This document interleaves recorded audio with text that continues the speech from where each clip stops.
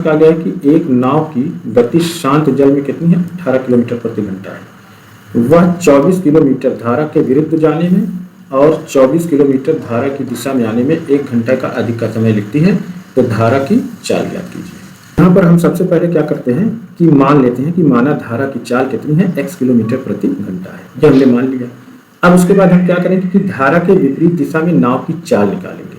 तो धारा के विपरीत दिशा में कैसे निकालेंगे, जैसे मान लीजिए कि धारा इधर की है ना, और नाव इधर की चल रही है, तब चाल क्या हो जाएगी। तब यहाँ पे देखो हमने धारा की चाल कितनी माना x और नाव की चाल कितनी 18 किलोमीटर प्रति घंटा है। तो जब दोनों विपरीत में है तो 18 में से क्या करेंगे, हम इस धारा की चाल को घटा देंगे, क्योंकि दोनों क्या है विपरीत में, नाव इधर जा रही है तो धारा क्या कर रही है, उसका विरोध कर रही है। तो धारा के विपरीत दिशा में जो नाव की चाल आएगी वो क्या आ जाएगी, 18 माइनस x, ये आएगी माइनस x किलोमीटर प्रति घंटा, ये आ जाएगी। और वहीं पे जब हम धारा की दिशा में नाव की चलें, जैसे कि धारा की दिशा इधर है और नाव भी इधर जा रही है, या धारा की दिशा इधर की है तो नाव भी इधर आ रही है, तो क्या हो जाएगी, ये दोनों प्लस हो जाएगी। तो धारा की दिशा में नाव की जो चाल आएगी वो कितनी आ जाएगी, 18 प्लस x किलोमीटर प्रति घंटा, है ना, ये आ जाएगी। ठीक है, आगे हम क्या करते हैं कि धारा की विपरीत दिशा में तय की गई दूरी द्वारा लिया गया समय, तो समय बराबर क्या होता है कि दूरी बटा 4। अब यहाँ पर दूरी कितनी है, दूरी कुल 24 है, चाहे वो धारा की दिशा में हो और चाहे फिर वो धारा के विपरीत दिशा में हो। तो धारा की दिशा में, धारा के विपरीत दिशा में क्या हो जाएगा, दूरी कितनी है 24 और 4, है ना, चाल उसकी कितनी है धारा की विपरीत दिशा में 18 माइनस एक्स, तो ये हो जाएगा 18 माइनस एक्स, ये आ गई समय। अब दूसरी चीज, अब धारा की दिशा में है तो दूरी बटा समय यहाँ भी लगेगा, दूरी बटा 4, समय हमें निकालना है तो दूरी कितनी है 24 और धारा की दिशा में कितनी है 18 प्लस x है।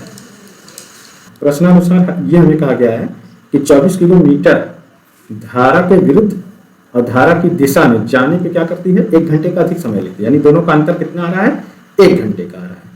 तो ये हो जाएगा हमारा कि 24 बटे 18 माइनस एक्स, ठीक है, ये हो गया।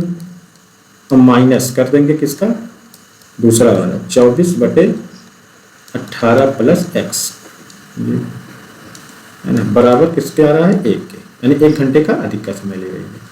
तो अब हम इसको क्या करते हैं, साल कर लेते हैं। तो यहाँ पे देखो कितना है 24 और 24, तो 24 हम यहाँ पे क्या कर लेंगे, कॉमन ले लेते हैं, 24 कॉमन ले लेंगे तो यहाँ कितना बचेगा 1/18 माइनस एक्स, ठीक है। और उसके बाद देखो माइनस यहाँ पे क्या बचेगा 1/18 प्लस एक्स बराबर किसके 1 के, आ गया। अब यहाँ पे देखो इसको हम इधर ले जाके भाग दे देते हैं, तो ये हमारा क्या आ जाएगा, हम इसमें क्रॉस मल्टीप्लाई करेंगे, इधर करेंगे तो ये हो जाएगा हमारे पास आ जाएगा कि 18 प्लस एक्स, है ना, इसको इधर ले जाके किया। अब इसको हम इसमें करेंगे, ठीक है। तो पहले यहाँ पर माइनस है तो क्या हो जाएगा, ये -18 हो गया और ये माइनस मिलकर क्या हो जाएगा प्लस का x हो गया बटे। अब यहाँ पे देखो ये a माइनस बी और ये a प्लस बी, तो हमें पता है कि a minus B into a plus B बराबर क्या होता है a square minus B square. तो यहाँ पे हो जाएगा आपका ये 18 का स्क्वायर और माइनस x का स्क्वायर बराबर। अब यहाँ 24 का गुणा है, इधर लाएंगे तो आप 24 से भाग देंगे तो ये हो जाएगा आपका 1/24। अब यहाँ पे देखो ये +18 -18 ये कैंसिल हो जाएगा और ये हमारा आ जाएगा x कितना आ जाएगा 2x बटे। अब 18 का स्क्वायर, 18 का स्क्वायर कितना आ जाएगा, देखो वर्ग आपको निकालने अगर आ रहा है तो मैंने कहा इकाई का कितना है 8, तो 8 का वर्ग कितना हो गया 64 और 1 का वर्ग कितना होता है 1। उसके बाद दोनों अंक का गुणा करिए, 1 गुणे 8 और इसका डबल कर दीजिए, तो 1 × 8 गुनी कितना हो जाता है 16। तो एक अंक छोड़ करके हम यहाँ पे 16 लिख के और इसको जोड़ देते हैं, 4 हो जाएगा, 6 6 12 के 2 आया और 1 1 2 और 1 हासिल कितना गया 3, यानी कितना आएगा ये 324 माइनस एक्स स्क्वायर बराबर किसके आता है 1/24 का। तो इस 24 का ले जाकर के हम यहाँ करते हैं तो 24 गुना कितना हो जाता है ये 48x बराबर, और इसका हम इधर कर देते हैं तो कितना हो जाएगा ये 324 माइनस एक्स स्क्वायर, है ना। तो हम इसको देखो इधर लेके आए चाहे इसको इधर लेके आए, है ना, तो इसी को हम इधर लाते हैं तो -x स्क्वायर है तो क्या हो जाएगा प्लस का x स्क्वायर और यहाँ पे कितना है प्लस 48x है, और जो प्लस का 324 है इधर आएगा तो माइनस का 324 बराबर किसके 0 के। अब हमें मिल जाता है क्या चीज़, एक द्विघात समीकरण मिल जाता है। तो इस द्विघात समीकरण को हम द्विघात समीकरण की तरह हल कर लेंगे। तो यहाँ पर हम देखते हैं, देखिए हमारा ये कांस्टेंट टर्म कितना है 324 है ना। ये जो अचर पद आया कितना है माइनस का 324, और एक्स स्क्वायर का गुणांक कितना है 1। तो जब हम इसका दोनों का गुणा करेंगे तो माइनस 324 का जब हम 1 में गुणा करेंगे तो क्या मिलेगा माइनस 324, और x का गुणांक कितना है 48। तो इस तरीके से हमें दो संख्या पता करना है कि उसका गुणा करने पे कितना आना चाहिए माइनस 324, और उन्हीं को जोड़ने पर कितना आना चाहिए प्लस का 48।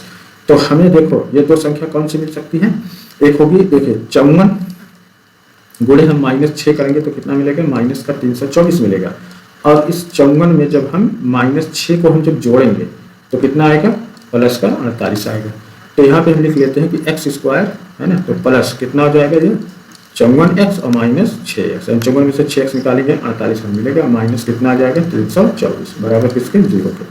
अब यहाँ से देखो x और यहाँ से x हमने कॉमन लिया, तो यहाँ में मिल जाएगा कि x प्लस 54, और यहाँ से हम कॉमन ले लेते हैं कितना 6 है ना, माइनस का 6 हम कॉमन ले लेंगे तो यहाँ पे बचेगा x, और 6 से जब हम डिवाइड करेंगे तो यहाँ पे हो जाएगा माइनस का 54 बराबर किसके 0 के।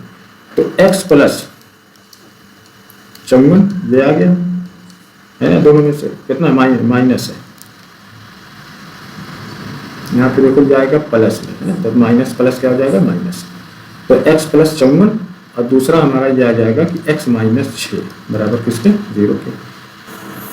आगे हम देखते हैं कि देखो x प्लस 54 बराबर किसके 0 के। तो x बराबर कितना, अब ये प्लस का 54 इधर जाए तो क्या आ जाएगा माइनस का 54, x बराबर कितना आया माइनस का 54। चूंकि ये वैल्यू कैसी है ऋणात्मक, इसलिए हमें इस पर विचार ही नहीं करना है। दूसरा हम ले लेते हैं यहाँ पे देखो x माइनस 6 बराबर कितने के 0 के, तो x बराबर कितना हो जाएगा 6, वैल्यू पॉजिटिव है धनात्मक है, तो इसी पे हमें विचार करना है x बराबर 6। यानी कि जो धारा की चाल होगी, हमें से क्या पूछा गया था प्रश्न में, धारा की चाल जो हमने माना था। देखो यहाँ पे हमसे पूछा गया कि धारा की चाल, तो जो धारा की चाल होगी वो कितनी आ जाएगी, यहाँ पे माना x किलोमीटर प्रति घंटा, और x बराबर कितना आया हमने हमारे पास 6। तो इस तरीके से ये जो धारा की चाल ये कितनी हो जाएगी 6 किलोमीटर प्रति घंटा।